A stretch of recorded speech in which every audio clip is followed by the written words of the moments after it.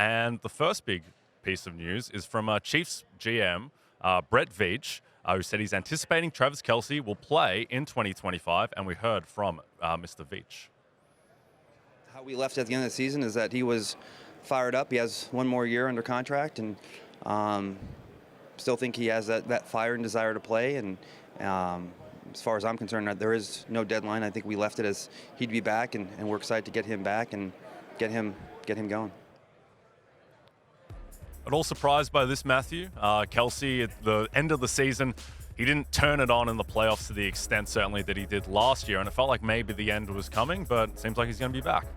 Yeah, I'm a little bit surprised as well because, to your point, averaged under 52 receiving yards a game. That was a career low. Only 3 receiving touchdowns this year. Also a career low, not counting his rookie year. Just honestly, didn't seem like Travis Kelce. Right. They completely disappeared in the playoffs and especially the Super Bowl as well. He's had an incredibly storied career, and it's also like he's got so much going on. He's got an insanely popular podcast. He's a well-known entrepreneur and investor. A lot of the companies that him and his brother have invested in are doing very, very well. He's got a very lucrative career as a spokesperson for a bunch of different brands. He's expressed interest in wanting to be a movie star, which you could see, good-looking, charming guy. It feels like you've won a bunch of Super Bowls, and you know what I mean? And do you want to, I think every player, especially every player at an elite level, has that moment where you're like, do I want to be Jordan on the Wizards?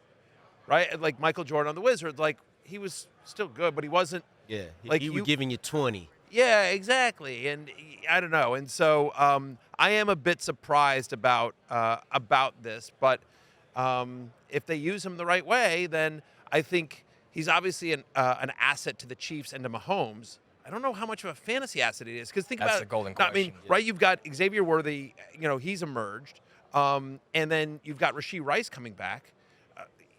We'll see what they do with Hopkins and Hollywood Brown and some of the veterans they have there as well. But just feels like there's even more mouths to feed on an offense that honestly didn't target Travis Kelce the way we've seen in the past. Yep. What do you think, Lawrence? Low-end tight end 1? Yeah, well, the interesting thing is he played that 84% snap rate. That's his highest since 2020. Now, this will be my question. If we could get these numbers again, 97 catches, over 800 yards, maybe 5 touchdowns, where would we draft him? Because those are premium tight end numbers.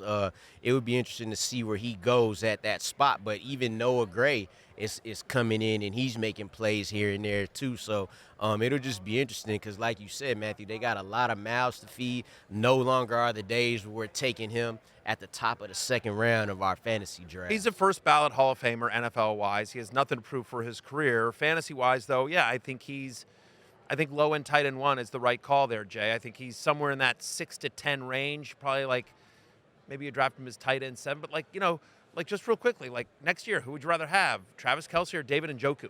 Right. I think I'd rather take Njoku, depending on we who's got a under center convo for the there. Browns. But right, that's the right, Travis Kelce or Jake Ferguson. It's a conversation. Yep. You know what I mean? I'm probably taking Kelce there, but I am too. It's a conversation, right? You're not taking him over McBride. You're not taking him over Laporta or Hawkinson or Brock Bowers, right? You're not taking. And here's the kicker: there's 2 tight ends that are going to be taken in the top 20 of this draft, and Tyler Warren and Colston Loveland. Yeah. And we saw Brock Bowers, a little bit of an outlier to produce like that, but that'll add more guys into the mix that are number 1 tight ends in their offense. Right.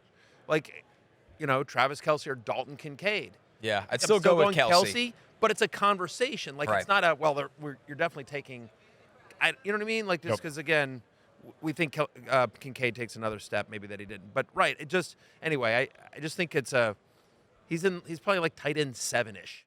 Hey, it's Matthew Berry from NBCSports.com and Rotoworld.com, and I want to thank you so much for watching whatever it is you just watched, or if nothing else, being too lazy to click out of the autoplay after this video started, after whatever it is you actually wanted to watch finished.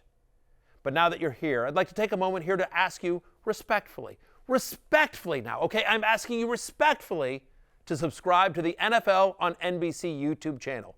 You'll get the latest Roto-World fantasy news headlines, all sorts of great shows, including my own Fantasy Football Happy Hour. So go subscribe now. Again, I'm asking respectfully.